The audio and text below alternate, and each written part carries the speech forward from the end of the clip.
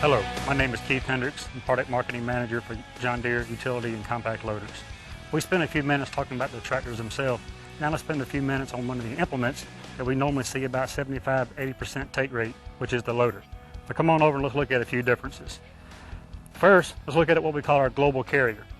This carrier assembly, basically you pull the pin one time, you lock it in place, you disconnect your bucket, you back away, and we go to attach your next implement, you hook it up, you roll your implement back, the pin goes back in place, no need in getting out of the tractor anymore. On the Kubota, they have what's called the skid steer carrier. You pull both levers up, disconnect your bucket, but when you come back to attach the next time, you have to get back out one extra event and push those handles back down in place. Next, let's look at our parking system. We have a one-piece parking handle to use. You lower your parking stand, no extra tools, no parts needed. Versus the Kubota, you do have a little bit of a hardware you need to use, not quite as ergonomic, and you need to put that back in a specific spot thereafter. Next, let's look at our parking pin. So when you go to remove this pin, you remove pressure from the loader, you pull the pin, it stays in place, you disconnect your loader, no loose hardware around. Where on the Kubota, through the same process, this pin comes all the way out, you will need to remember to put it in and hope that it's still in place when you come back the next time. One extra item that you mentioned inside the cab a while ago was the ergonomics. As you remember, we have a very ergonomically joystick handle placed in the operator station, very easy to use, comfortable for an all-day operation.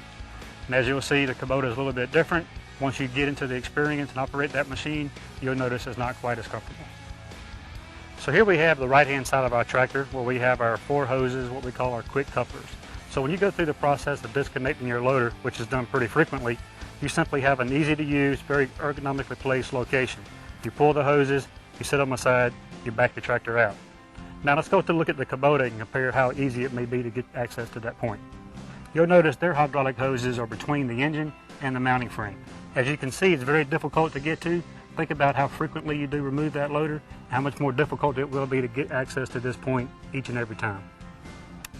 So when you're talking about load carrying capability, let's look at where the mass is. We reinforce our loaders with castings. We put the strength in the material where it needs to be, which when you compare on the Kubota, you'll notice a lot less material in this specific location, which is going to result in potentially lower reliability. So we talked about a few of the key differences between the John Deere loader and the Kubota. Keep in mind, this is a truly fully integrated solution. If you're looking for a workhorse, you're looking for a machine that's born to work, there's only one solution. That's John Deere.